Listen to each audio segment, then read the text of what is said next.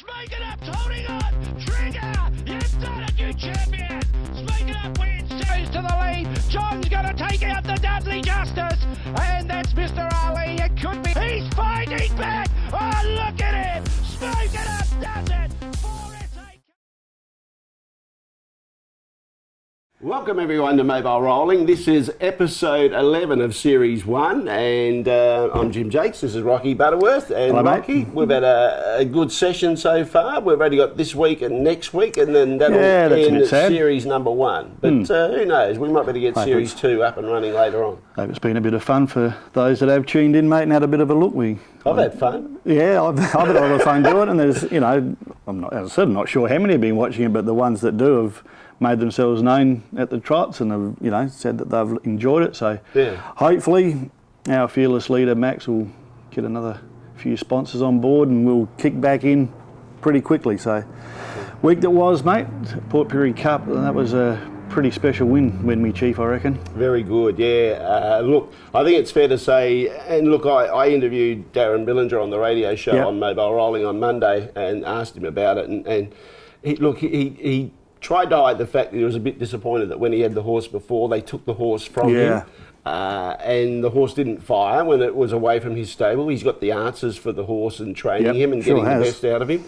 And then when they approached him to take the horse back, he said, look, you know, I don't want you doing the dirty on me and taking the horse away. He said, look, I'll get my wife Julie in ownership, we'll take control of the horse, and we will train it as we want, and we'll place it, you know, for the best interest of the horse. And they went with that deal. And look, I think that was about his 10th start since coming back with Darren, but now his last 4 starts in particular, the horse is just on top of his game, and he just bolted in, like, you know, he made a mess of them. And there were some good horses in the race, and they were getting beaten 30 to 70 metres. Yeah, exactly. And look, you know, Ideal World was sitting on his back. We thought we'd get a replica to the Kadena Cup. But I've got to say, I think the false start probably took its toll on Ideal World because, like, Wayne went fairly solid for the first 150 metres and maybe took the edge out of the first false start before he went that quick. He sort of probably didn't hear it was a false start. And I think that took its toll on Ideal World over the concluding stages. Yeah, but saying you can't take in the grade for them with a 0.7 of a second inside the previous record. So the horse is flying, and credit to Darren for getting it where it is. We had the Trotters Cup up there as well. Now that one, to me, I mean, He's a Ladies Man as being a really talented horse when Lane was in here, and it had its issues. It's won by 47 metres. Oh, you're going to take acknowledgement for that because we've had Lane on the show. There's another winner on the show. There is another winner. I wasn't going to bring that up, but seeing that you have, we did turn the form around. It win. But the thing that I've got out of that, mate, is there's another outstanding trotter in the race, King of the Roses.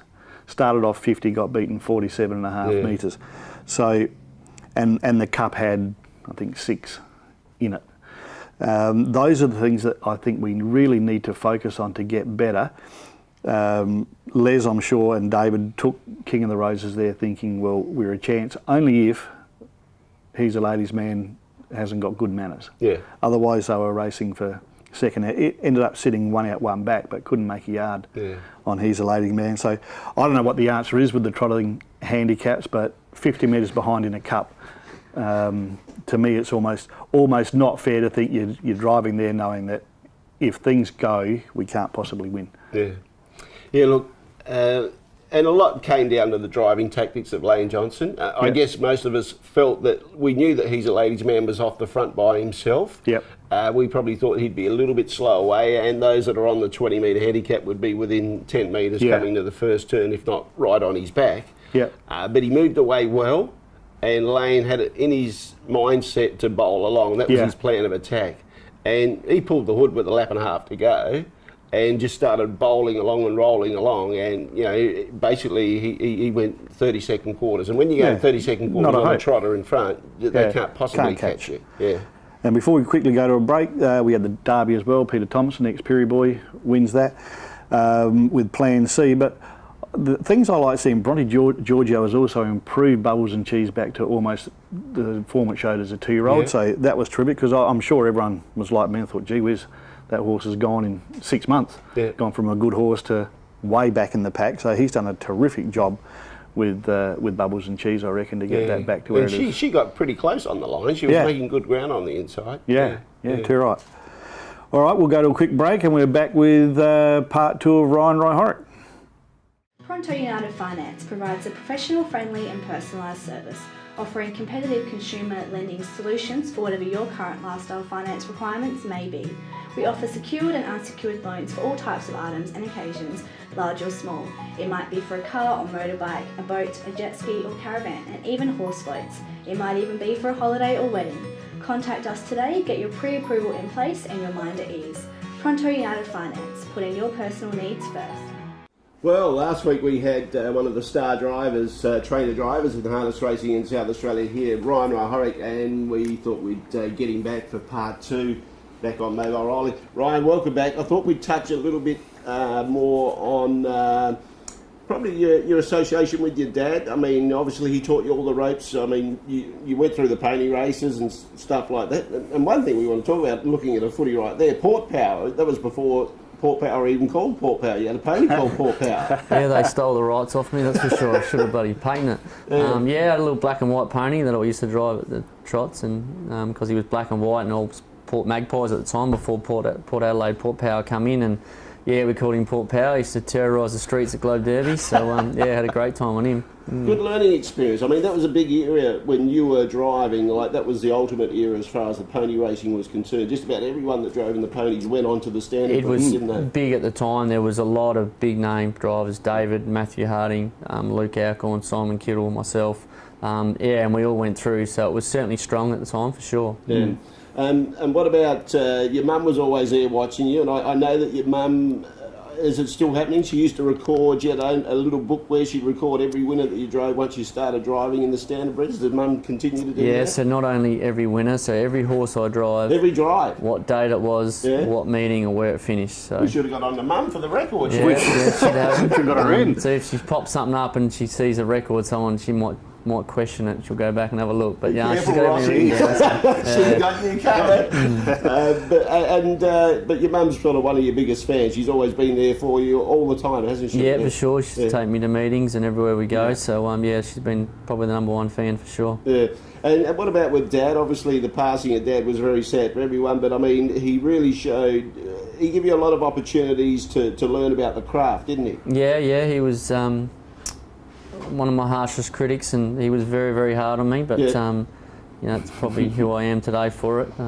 But yeah, he was just huge. Just a funny story, because we're at Russo's, Peter and Mark Russo at the stables, always alongside one another at Globe Derby, and they're always bickering and arguing. And Mark says, I said, mate, I'd give my left arm to argue with my dad right now. And he goes, yeah, I understand what you're saying. We used to fight a lot. Probably didn't get along as well as we should have, but I'd love to have him around now, that's for sure. Well, that was the trainers of that day that I used to go down to the stables when I first came back from the Riverland, and your dad was there, and Jacques and all that crowd, Justice boys, and they were hard. They knew what they were doing. They were bloody good trainers, but they were tough on their drivers, they were tough on themselves, and I can imagine as a son coming through, there was no margin for error. No, it's pretty hard but fair.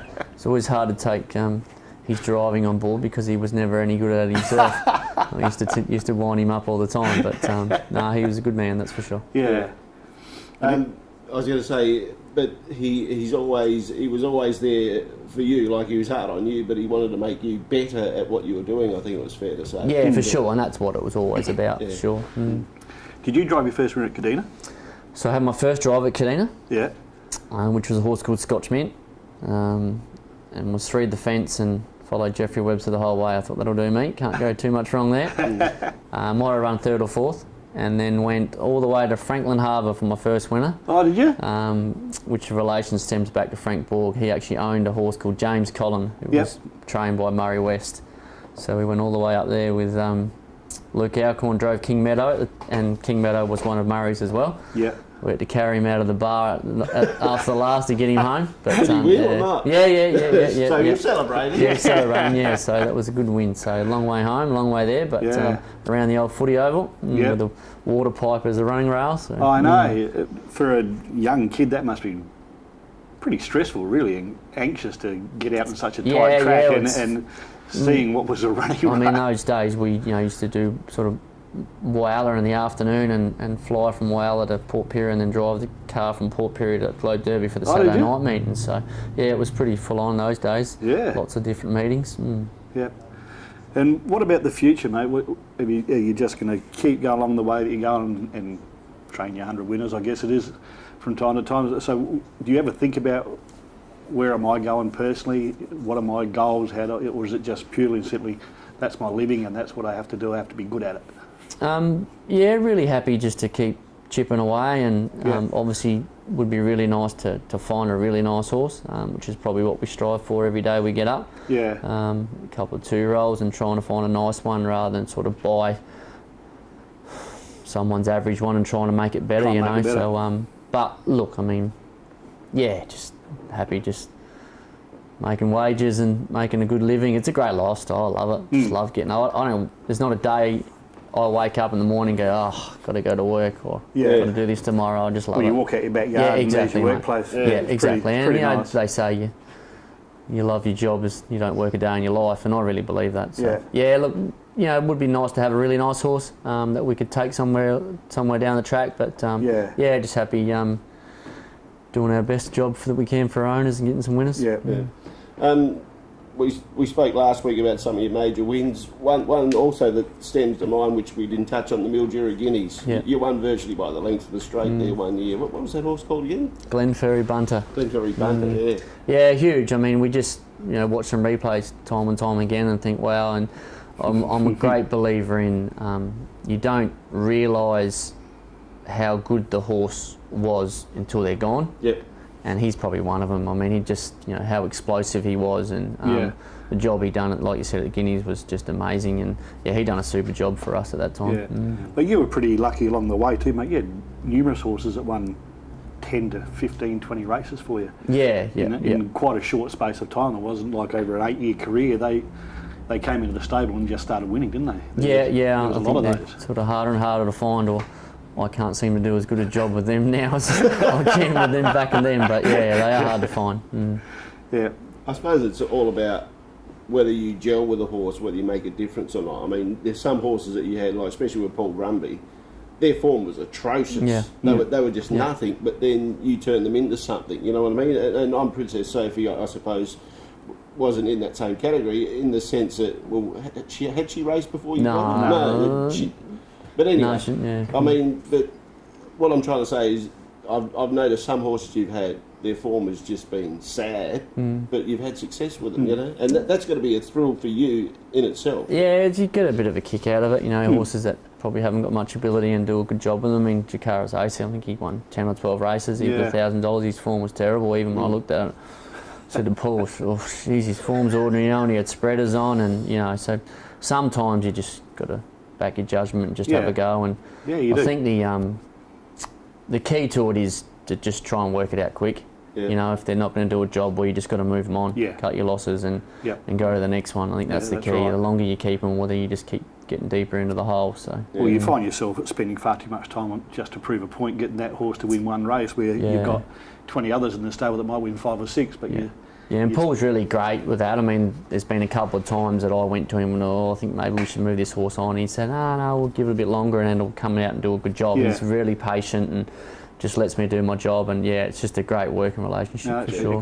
Got faith in you. Yeah. What's your bucket list? What do you want to do before you finish driving and training horses as far as winning particular races or whatever? I mean, it'd be nice to drive some really, really nice winners, some big race winners or something, but then it just gets back to trying to find really nice ones and having one good enough to go somewhere. So not a huge bucket list, Jim. Sort of done a fair bit, to be honest. I mean, I'm quite surprised by a few of them numbers. Mum keeps records but doesn't tell me, so so we'll just keep doing it. Have a chat with Mum every now and then just to work out the records, boost your self-esteem. For sure. All right, well, Brian, thanks again, part 2. Good to have you here. One of South Australia's most successful drivers. He's proven that. He's got the records. But, we appreciate you coming on Mobile Rolling and keep driving winners. Thanks for having me. Good on you, Cheers, mate. guys. There we go. There's Ryan Hryhorec. We'll go to a break and we'll come back with more. Etches. With over 30 years combined experience, we endeavour to make your presentation the best it can be. We specialise in all things corporate, from your company's major awards through to your club's trophy needs, as well as sports uniforms and equipment.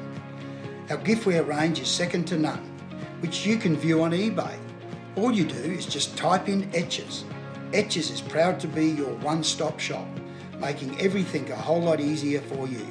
Etches, proudly supporting harness racing in South Australia. Please come and see us at 142 Port Road, Hindmarsh. Welcome back to Mobile Rolling. Our guest this week is Aaron Bain. Aaron's based at Gawler, 40 horses in work at the moment, 10 spelling I reckon, 7 full-time or part-time staff, and plans to spend numerous thousands on upgrading his infrastructure, Jimmy. Yeah. He works full-time in an executive role during the day. So the first question to Aaron, really, and welcome mate, is why? G'day Rock, g'day Jim. Yeah, why? I ask myself that every day, but I love it. Absolutely love the sport, and that's why I'm here and continuing to grow. Yeah. It's like you go back to your grandparents, they were the first ones involved, and they've been big breeders of really good horses along the way, on the journey. They got a good line of horses, the hilltop horses, they're all my grandparents' horses. I think they're probably to blame for all this. I think we probably look back and we started out, Dad and I used to have sort of Carnival Rose. That was my first winner when I was driving at Kapunda, and then it sort of eventuated from there. And Carnival Rose is the mother of a lot of these hilltop horses now, and we're about to see another 2-year-old of her step out shortly, and it's a great bloodline to have. It's it's not the premium crop, but it's certainly it's a good crop for SA, and hopefully we can get to the bigger races. Yeah, she was a great race mare, wasn't she? Carnival Rose? Very tough. She was always on the speed, was her best asset in front, or she had enormous gate speed later in her career, and that developed as it went on. But she loved to race up front. She only ever won one race behind, and that was at Kapunda when I was 3 wide from the 1,008th drive and saluted, so that was all right. God bless her. Yeah, exactly. Well, mate, I mean, you started out in a small way with Jacques a few years ago. And we've had Jake on, and we understand the reasons why you went different ways, and that was you had plans that were in the sky, and Jake had a new career to go to. But when you made that decision back then, did you have a plan that you had for your future, or was it fly by the seat of your pants and see where you wanted? So how did it all come about, and how did you hold your nerve while you were growing? It was a pretty tough time for myself and Jake. We were best of mates, and we went through a period there where we parted ways. things were quiet, but we never had a fallout. And I think Jake on the show said the same thing. And to this day, I'm best of mates with Jake. I hold him in very high regard, and one of my very best friends, and always will. He's back driving for us now, and I'm looking forward to that first occasion. When he pilots that winner home for us, and it's a bit of a sort of next step in the relationship back to where people thought it wasn't. But we never lost fact that mateship's the biggest thing, and he had a different career path to go down, and me being based at the stables was probably a bit different as well. I wanted to grow the stables. We've done a lot of work at the place since, when we probably that first month after was a tough month, and I went, what have I just done? And questioned myself. And Rock, it's probably a double-edged question. That's when you and I sort of got together a bit, and I was only saying to Jimmy pre-show, if it hadn't have been for yourself, Rock, and I'm openly saying that, I wouldn't be where we are today with a structured plan. And I know Rock and I sat down 12 months ago, and we developed a business plan. And anyone's welcome to see. We are treating this very much as a business, and we've got to sit down in the next month and review that, because it's diverted off track slightly, but for the right reasons.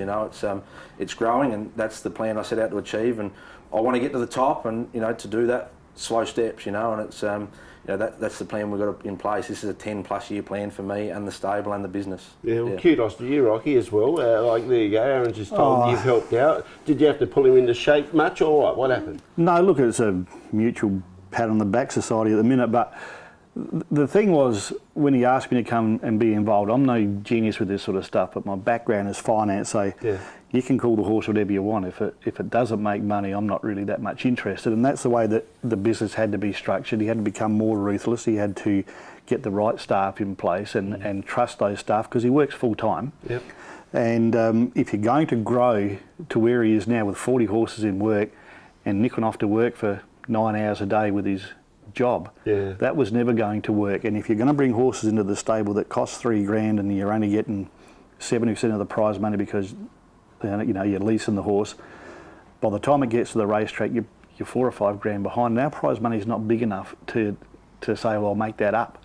There's that infrastructure to start with, where you've got to shell out money to make it make it work. So all I knew is if he kept on going down that path, that it was probably going to end badly for him at some stage. Yep.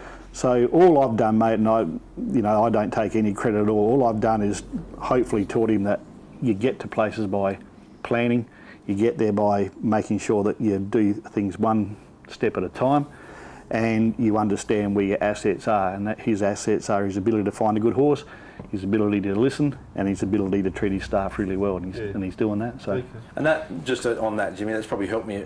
And I've been, I've got a good job with Aaron's group and Stefan Aaron's as well, and then also with further that with Rocky's help. It's helped me in my personal development as well to get to where we are. And I'm excited. I'm really excited about where the next 5 years are and beyond. We've got some exciting plans at home, interstate, abroad, and I think driving down today, thinking where how's it got to where it is, and how many staff have we got, and Rocky mentioned 7. There's actually a support team of 15. We've got 5 on the ground at home. It starts from mum and dad at their place, looking after the young horses, the horses spelling. We've got a pre-training and a set up out at Katie Lobb's place at the moment, who's our main stable foreman to me at the moment, and she's a blessing to me, the workload, and she's I've got to make sure we support her enough that nothing's being missed. Just looking at 2 horses that really excited me when Jake and yourself first started going, and I put it back to, I'm guessing it was the 2014-2015 start of the season, like September, that you become joint trainers. Winterfeel was a horse that Jake had trained for about 7 races, won 4 with him, and then you guys stepped in as a joint venture. Winterfeel and the other one I want to talk about is Gallifrey Mystique. They had magnificent success, and you did great jobs. You turned them from maidens into horses that won. I think Winterfeel won about 20 odd races. 21, and she won about 15, I think. And both of them give us some of our biggest thrills, and mine still to date. Winterfeel won 21 races, a heat of the Vic Bred, went to the next step of the semi-finals, and probably unlucky not to make the final. He was luckless in the semis. Gallifrey Mystique, we went to. She took us to Melton for an MO. Ran behind San Carlo as well, who went on into the Dominion, and we never saw the best of her. Gallifrey Mystique, she had leg problems. She was a mare way above what we saw, and some of her best runs were when she was out on her feet, and she just kept trying. I've never had a horse try as hard as her. The thing I loved about her the most is her versatility. You could sit outside the leader, you could lead, you could go to the breeze, you could sit back and sprint. She did everything. I still remember I drove in the country grad final and was 3 fence, and that wasn't part of the plan because we had the pole horse in the race, but it was 3 fence, and we were tucked back on the fence and only got out at the 400, and I still remember your call, can't win from here, and I didn't think I could win there, but at the 350 I knew I could, because she got out and she just mowed us. She's one of the fastest I've driven. And she was just such a big mare. That's why she had problems. Well, Jimmy gets a bit of credit as well here, mate, because we on our show we had the discussion about the 100th year of harness racing, which you and I thought was a big thing. That it's still going, and we've got our issues, but there's no reason why it can't keep going. But we need to find ways to do it. So that was the birth of the 100 Club that Aaron started with. Try to get 100 new owners, and we discussed that and thought, well, hope we can make this work, otherwise it's going to look a bit silly. And to get 100 owners, 87 of them brand new in 72 hours, I think it shows you that people will come to harness racing if the offer is right, if people think outside the square or have their own initiative to go and do things. And I hope it gets embraced by the whole of HRSA and participants, because it is a magnificent thing that's happened. And matter of fact, it was oversubscribed, wasn't it, mate? The interest levels were astonishing. To have 87 of them new owners, 70 to 75 of them have never owned a horse before. They go into our stable. 15 months ago, we sit here, I had 5 owners on my books. Today we have 200 plus, or in the vicinity of 200, and that's going to grow. We've got some exciting things happening in the next few months, and I'm looking forward to securing the right horse, and hopefully we can make an impact at its first run, and no doubt there'll be a big following at the track and bringing people back to the races. That's what it's all about. I've got a massive passion for this sport. I want to be the driver to get people back to the races, and we're not going to stop until we do that. And there's a lot of steps in place, but we could have sold another 30 to 40 shares in the next preceding 48 hours, and thus send them email addresses, send them Rock email addresses. They just want to be a part of it. So our database now is 250 people that want to be involved, and that's through even the night on SA Cup night when we had 85 people up in the botcher room. half of them had never owned a horse before, and it's getting them back to the races, and that was a massive impact. Yeah. Just quickly explain the 100 Club. What was on offer? And I rang Rocky at 10:15 that night when I was watching this show, and he said, "What are you ringing me for? At this time, not go to bed." And he proceeded to stay online, and we spoke about it in depth. But 100, when you said the 100-year celebration, automatically I paused it and thought of this idea. So we've set in an order of a 100-year celebration for harness racing in South Australia, being 2019. We said 100 years, the 100 Club, 100 members, $100 outlay, no more to pay, right? And we'll train the horse on a 50-50 prize money. Not our business model where we want to be going, but to get those people in the sport. We can find the right horse and all end up okay out of it and have a bit of fun, and it'll be a bigger thrill to me to have those people there when it happens to win a Globe Derby. I'm actually looking forward to it winning, so that you can name 100 owners. I reckon the next race will be... I'll give you the date of birth and where the addresses are too. So there's two things. It's amazing the diversity. We've got a ex cricket from the Red. We've got Mark Cosgrove's joined us from the Redbacks. We've got ex footballers, and we've got a race caller from Florida now that used to call in Adelaide. So diversity. What, Dean Caparella? He's in. He's in. Capper's in. Capper's in. So that's the attraction that's been to these people, and it's excellent to get them to the sport. Yeah. Fantastic. No, it's been good, and as I said, I'm just going to find them an ideal world. That's right. Yeah. Mate, so the last question I want to ask you, because we've got to wrap up. Prize money here is not great. Yep. You continue to grow. Yep. So you need now to make it profitable for your owners if you can. And you know that we're racing for $2,000 here, $3,000, $4,000, $5,000. Yep.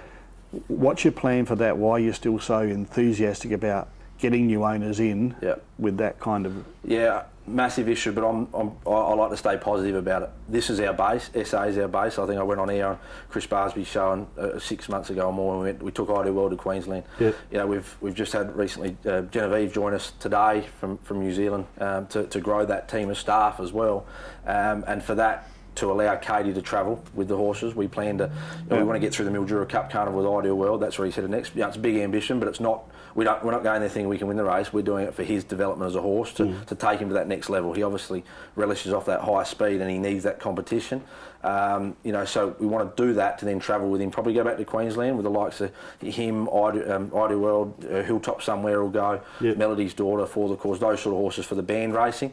So our plans are to send Katie or this team for 3 or 4 weeks. Probably before the Winter Carnival, and then also head back down to Victoria at some stage as well to go for the Metropolitan racing. But we want to track that next band of horses and that next level up. We want to continue to grow. We've got 40 horses, yes, but it's also a process of numbers as well that we need to work through. And every horse gets treated the same, but we've got the staff structure set up at home. We've got also the place. I've invested a lot of money into the place, and we'll continue to do so.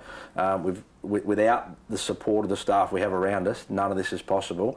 But we'll continue to travel, and if Katie spends 3 months of the next 12 on the road, well, that's what she'll do. She hasn't been told that yet, but she'll hear on watch this show. Look, I don't want to make things bad or what you see, because it's all fantastic. But are you going to be able to cope with the planning of doing all that? You're not going to miss nominations anymore or anything like that.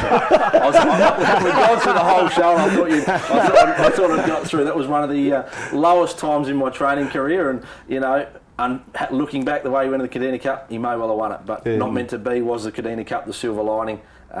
Move on. We've got to look at the bigger picture. Have you got someone to help you with the planning? I mean, So the man, you're right, Rocky. And we sit down. And if anything, we're about to go to the next level and have a monthly board meeting. We treat this very seriously. It's a business that turns over all of nearly $500,000 now a year, and I can sit here and say, and there's been a lot of talk about the business and where it's at, and the financial burden on me. I only told Rock today this quarter will be our first quarter we actually make a profit on the books, and and to me that's a massive achievement in what we set out to do 12 months ago, and that's the start of excellent things to come. And I'm certainly very upbeat about the next 5 and 10 years and beyond, because we've got a plan in place to take them on. All right, mate. Thanks for coming in. Fantastic to chat to you, and good luck with all my horses. I'm going to give him a winner. He pops me every time on the show. Rightio. We'll be back after the break. Just Wrecking Toyota, South Terrace Wingfield, for all your recycled and reconditioned parts. Our huge range covers almost every model in the vast Toyota stable. Proudly South Australian with over 25 years in the automotive recycling industry. So, if you want to save some serious money on anything Toyota, call us on 8359 4499 for fast and friendly service. Welcome back to Mobile Rolling, and here we are with Toby Ryan, our resident vet for Vet Talk. How are you today? Yeah, well, thanks, Liz. Cheers. I really would love to talk about respiratory issues in the racehorses. It's that time of year where, you know, there could be, with a change of weather, infections, or, what is an infection a big issue for respiratory, or are there other things that can cause respiratory breathing issues with these racing horses? Yeah, both categories. We definitely have infection as a big issue, and as you touched on, with this time of year, with so much dust still around, we've had a long, dry season, and dust is the biggest carrier agent of infectious organisms, viruses, bacteria. The dust is the carrier that helps horses, or helps transport bugs into the airways. So, horses with breathing problems, infection is something that you need to investigate whether that's a possibility to tick that box. There are other times when the issues, it doesn't really matter what time of year it is, they're more related to the mechanics of the airways. Yeah, and when you say the mechanics, what do you mean more specifically by that? Just how the anatomy works in there. We can get horses that are prone to soft palate displacement, and quite often that's from pulling their tongue back too much, or playing with their mouth too much. The muscles that are at the base of the tongue are also closely associated with the palate, and if horses are gobby or fierce pulling, it all associates with movement of the palate that we need to avoid. So, sorry, with the movement of the palate, is that something that's perhaps you investigate and go down the line of an operation, or can we use different gear on them to sort of help and support that problem? Yeah, we certainly have. There's a high fail rate in operations, so we certainly try and do different training practices and harness practices first with things like tongue ties, nose bands, head check positions, different bits. Throat surgeries have historically been very hit and miss. So we try and find out more about what's going on first. And out at the university at Roseworthy now, they have an amazing tool which can actually take footage of horses while they're in full pressure working, like they can be going absolutely flat out, and get actual footage of what's going on in their throat with a working endoscopy camera. So we can find out whether or not these noises and these obstructions are related to the palate, or whether or not they're perhaps related to a partial paralysis, So all the harness changes in the world won't make any difference if that noise is a paralysis-based problem. And if it turns out it is a paralysis-based problem, what would then be the next steps to take? That's when the decision gets hard, because, as I say, harness changes can't help. It's a physical nerve problem, and, surgeons will try procedures like tying back the paralysed piece of larynx, but of course that then has a problem. If that's tied back, it can't close well when the horse eats, drinks and swallows, so you may end up having the vicious circle of more respiratory contamination with food and water. So respiratory problems are a big hiccup, and need to be investigated, because they are massively performance limiting. All good. Oops. These things happen. But so if go down the line of, have the surgery and then they end up with those respiratory issues as a result of eating and drinking, how can you keep a check on that? Yeah, the horses can sometimes run temperatures and things, or have discharges when they are getting those low-grade infections, and we do obviously have antibiotics that we can use that don't contravene the rules of racing. So there is options, but I guess in many ways we don't know how many times those horses can then possibly become vulnerable to bleeding and things that we've talked about in so it can just continue to stay. So it really needs to be a very clear, thought out option if you to go down that option for them. Lots of chat rather than just going then in there. Just jump in and do it. Yeah, definitely. Well, Thank you so much once again. I love having you come on for Vet Talk. It's always so informative, and I hope to see you again in the next week or so. You will. All right, back to you guys in the studio. Yeah, welcome back everyone to Mobile Rolling. Special thanks to Toby Ryan on Vet Talk with Liz Barbaro. They've been really good sessions, great sessions, haven't fantastic. they? Yeah. He's terrific, Toby, with all the time that he gives to us, not just on our show, but you see him at the track. He's always ready to have a chat and help out with everything that you want to talk about, so good on him. Something we didn't touch with Aaron Bain. Aaron, when he was a younger man, he used to go out to Toby's every Saturday, go out and help him. Oh, did he? Yeah, and pick up, learn a little bit of the craft about training and stuff like that. I'm not sure if he worked for Toby or whether he actually just, I should have asked him that, but anyway. But nevertheless, he used to go out to Toby. So, yeah, we've got all these people that know each other and gel together and make up our show. We also need to talk about the Bottra Christmas in July, Jimmy. Oh yes, Kima Frenning. We've got Danielle Hill, obviously, South Australia's best, and of course the best in the world, Karen Manning. I think it's $45 a ticket and $40 for Bottra members. Really good cost, really good price. July 28th rings a bell. I don't know if you can confirm that or not, but it sounds about right. Don't know. But nevertheless, get on to Bottra, get your ticket. Tickets will go on sale from the 1st of April from Monday. But there's no trots Monday, so you won't be able to see Lois at the trots on Monday. Right, okay. One thing I do need to talk about before we head off. I've got to talk about Whyalla. I find that really disappointing that their one meeting of the year is cancelled due to lack of nominations, lack of support, whatever you want to call it. We can talk about various reasons. It's too far to travel, but there was a $100 float rebate. You can talk about distance, but it's only 2 hours from Port Pirie.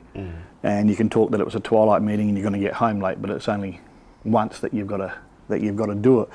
To me, somehow we need to find a way to keep the country clubs relevant. And I know Max at Strath, a lot of times he struggles to field a meeting, and that's 1 hour away.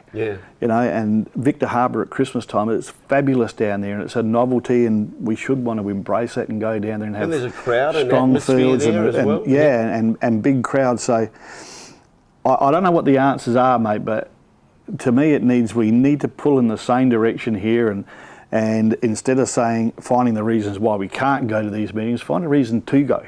That, to me, that's the first thing they've got to make up. And when there's float rebates involved and it's a chance to get out of the city and go for a drive with your horses, I don't know. Trainers have got more ideas than me about this. I'm just thinking from a participant, I'm a country boy anyway, so I want the country clubs to survive. I think they're the backbone of harness racing. It was disappointing when Kadina closed down, disappointing when Barbaro disappeared off the face of the earth. Franklin Harbour's gone. And with that goes a lot of horses that are trained in those areas. So all of a sudden your horse pool gets smaller and smaller because those country trainers, they have to travel to Globe every time if they want to start their horse. So as I said, I don't know what the answers are, but I do know that as an industry we can't keep saying we haven't got the pool of money to work out how to make this fit. We've got to make it fit somehow. I don't know whether you've got an opinion one way or the other with that. What I'm reading from you is you want the participants to be a little bit more optimistic rather than pessimistic with their attitude towards everything. And you're right. I mean, if you took 2 horses in a float, $100, $200, surely that'd cover your expense to get there and back to Whyalla. So I think it's maybe got to look at working more together, bit of unity within the industry, within the participants. I think no doubt about that, and I saw a little bit on Facebook last night where Shane Loom was very vocal in support of Whyalla, and he thought that there was no reason why we shouldn't support it. And I kind of agree with Shane that we know the program's there, and sometimes you've got to think, I'm going to go there weeks and weeks in advance. Whatever's going on, I'm going to take a couple of horses to Whyalla, or I'm going to go down to Victor for the Christmas carnival. We can make it work, but we've just got to be in a happy place with all the participants, not just 4 or 5, and embrace each other's success and embrace each other when they're down on their luck to give them a hand. But we don't do that. We kind of let the festering sore of jealousy, if you like, come into play too often. And there's some great people involved in it, but all those great people have to work hard together and appreciate that the people with 1 or 2 horses, they're just as important as the people with 40. And just because you've got 40 horses doesn't mean that you're going to train all the winners, because your 2 might be faster than their best one and their 40. So there's all ways around it, but to me it just needs, you need to see the rainbow. Yeah, so people need to get rid of their spitefulness, I suppose, and things and probably let bygones be bygones of stuff that's gone wrong in previous times. I know years and years ago there was divide and conquer, which was brought about through certain areas, and don't have a memory like an elephant. Just forgive and forget. Let's roll on. Let's make the sport great. Geez, that was serious from us, wasn't it? Yeah, that's it. That's it for episode 11. We'll be back next week. The final episode, episode 12. We're going to review the first 11 episodes, talk about some of our guests and some of the good times we've had. We've had a good time, Rocky. We've enjoyed it, and hopefully everyone else has. But we'll be back next week for our 12th and final episode of Series 1 for Mobile Rolling.